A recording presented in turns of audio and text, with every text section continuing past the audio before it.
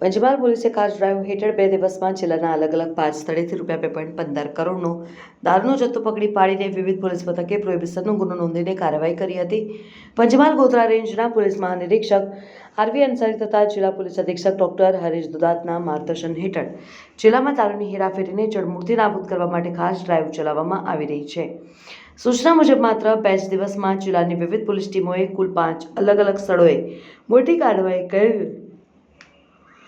વિદેશી દારૂના જથ્થા સાથે અનેક આરોપીઓને ઝડપી પાડ્યા છે અને ₹2,15,35,538નો મુદ્દામાલ કબજે કર્યો છે. જેમાં પંચમહાલ લોકલ ક્રાઇમ બ્રાન્ચે બાયપાસ રોડ ઉપર પરવડી ચોકડીથી તૃપ્તિ હોટલ તરફ જતા હાઈવે ઉપર નાકાબંધી ગોઠવી ટાટા કન્ટેનરમાંથી 2,592 વિદેશી દારૂની બોટલ અને કોટરિયા જેની કિંમત ₹25,66,560નો જથ્થો જપ્ત કર્યો છે. ગોધરા બાયપાસ લીલેસરા ચોકડી પાસેથી 9,180 વિદેશી દારૂની બોટલ અને કોટરિયા જેની કિંમત ₹74,45,616 કન્ટેનર મળીને કુલ 84.50 લાખનો મુદ્દામાલ પકડી આરોપીને ઝડપી પાડ્યો હતો. જ્યારે સિમલિયા ગામ કરોલી ફાટક એટલે કે ઘોઘંબા તાલુકામાં નાકાબંધી દરમિયાન 16,056 દારૂના કોટરિયા તથા બિયર ટીન જેની કિંમત ₹36,84,606 ભરેલી આઈસર ટ્રક પકડી હતી અને મલ્લાકુવા પાસે પોલીસ દ્વારા કરવામાં આવેલી કામગીરીમાં ₹9.18 લાખની 5,974 દારૂની બોટલો અને બિયર ભરેલ આઈસર ગાડી સાથે એક ઇસમની અટકાયત કરવામાં આવી છે.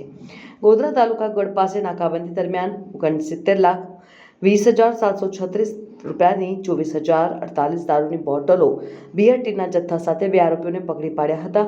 પંચમહાલ પોલીસે માત્ર 2 જ દિવસમાં પંચમહાલ જિલ્લામાં કુલ 5 ગુનાઓમાં 57,850 દારૂની નાની મોટી બોટલો સહિત ₹2,15,35,538નો પ્રોહિબિશન મુદ્દામાલ પકડી કાયદેસરની કાર્યવાહી હાથ ધરવામાં આવી છે. જિલ્લાભરમાં મોટી કામગીરીની દારૂના ગેરકાયદેસર ધંધાર્થીઓમાં ભારે ખળભળાટ મચી ગયો છે.